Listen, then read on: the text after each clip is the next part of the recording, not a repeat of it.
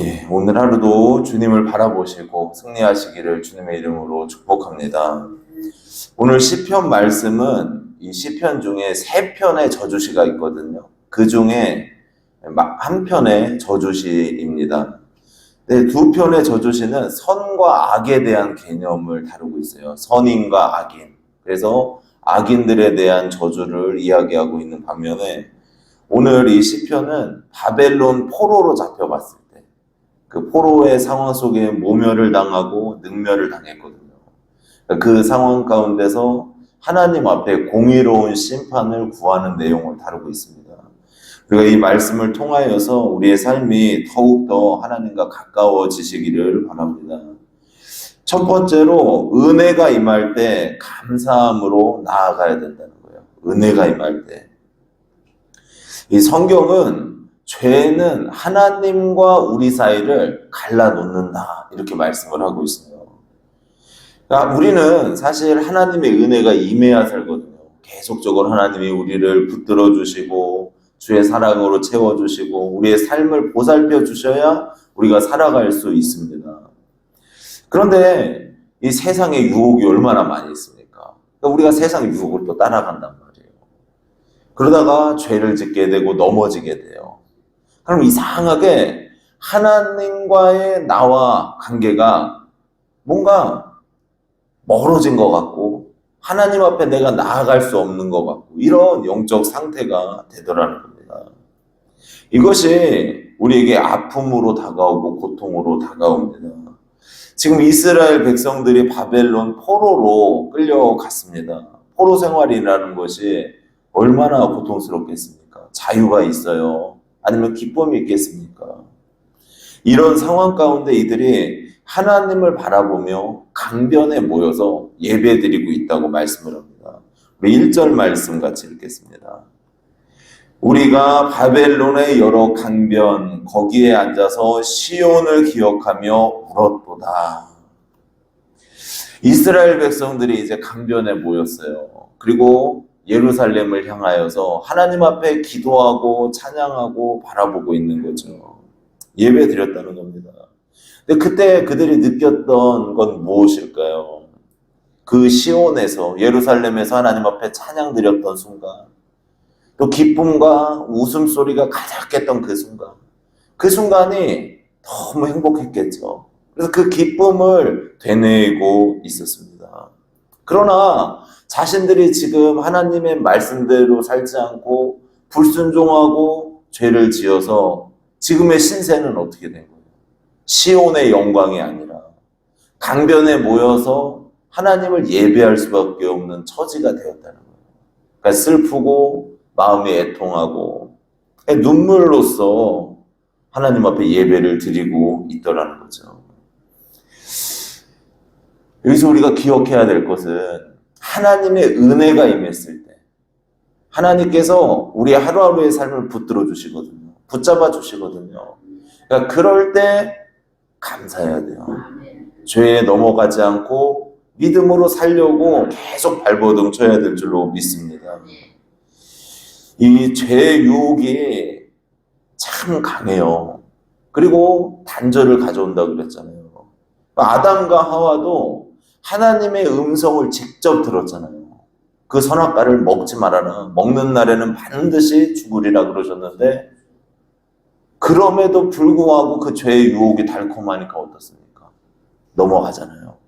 다윗 왕은 하나님 마음에 합당한 왕이었어요. 그런데도 불구하고 유혹에 넘어가니까 자신의 부하의 아내를 취하잖아요. 다 넘어질 수 있다는 거예요, 우리도. 그런데 그때 하나님과 단절된다는 거. 아, 죄는 하나님과 나의 사이를 단절시키는구나. 이것을 기억하시고 우리가 하나님과 가까워지기를 힘써야 되고 은혜가 임할 때 죄를 짓지 않으려고 애써야 됩니다. 그래서 부흥회 때 그런 얘기 많이 하잖아요. 부흥회 때 은혜 실컷 받고 능력 받고 기도해서 막 눈물로 기도하고 이렇게 은혜 받았는데 그때 유혹이 가장 많다 그래요.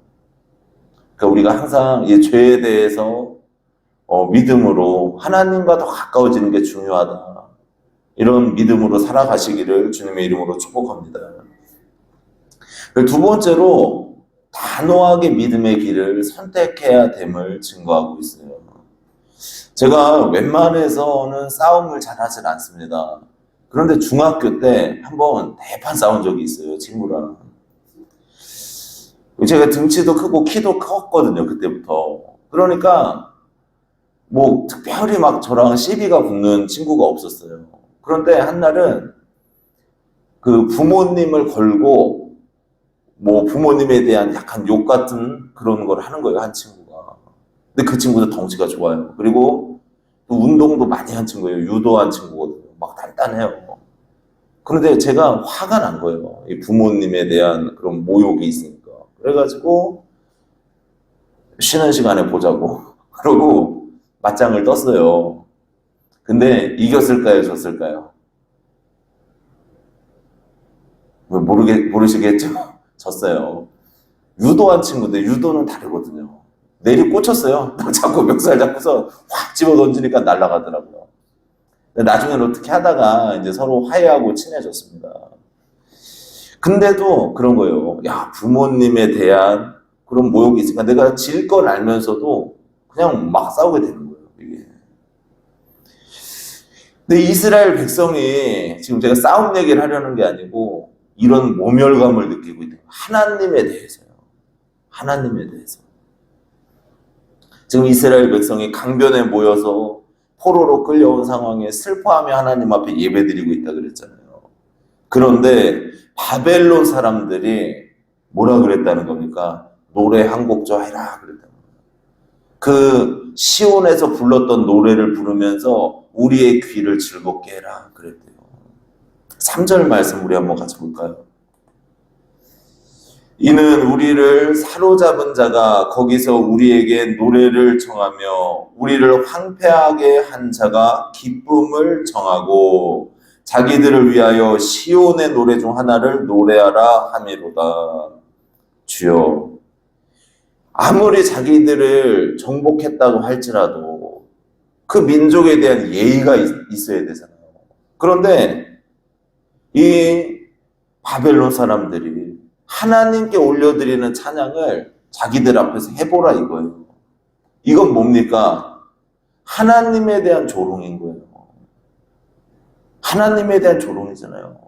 하나님을 웃음거리로 만들고 싶은 거예요, 이 바벨론 사람들이. 그런데 그때 이 유대인들이 예배를 드리면서 그렇게 하지 않겠다 이거예요. 4절에서 6절을 보면은 말씀을 하거든요. 우리 4절에서 6절 말씀 같이 읽겠습니다. 우리가 이방 땅에서 어찌 여호와의 노래를 부를까? 예루살렘아, 내가 너를 잊을진대 내 오른손이 그의 제주를 잊을지로다. 내가 예루살렘을 기억하지 아니하거나 내가 가장 즐거워하는 것보다 더 즐거워하지 아니할진대 내 혀가 내 입천장에 붙을지로다. 아멘. 지금 이렇게 우리가 슬픈 상황에 빠져 있는데 어떻게 노래를 부르냐? 차라리 내 오른손이 하나님 앞에 그 악기를 연주하고 이랬던 오른손이 제주를 잊어버리면 좋겠다. 주석을 보니까 차라리 오른손이 불구가 됐으면 좋겠다 이렇게 표현해요. 그러니까 너네 앞에서는 이런 하나님을 모독하는 찬양 안 하겠다. 이거예요. 내 손이 불구가 될지언정.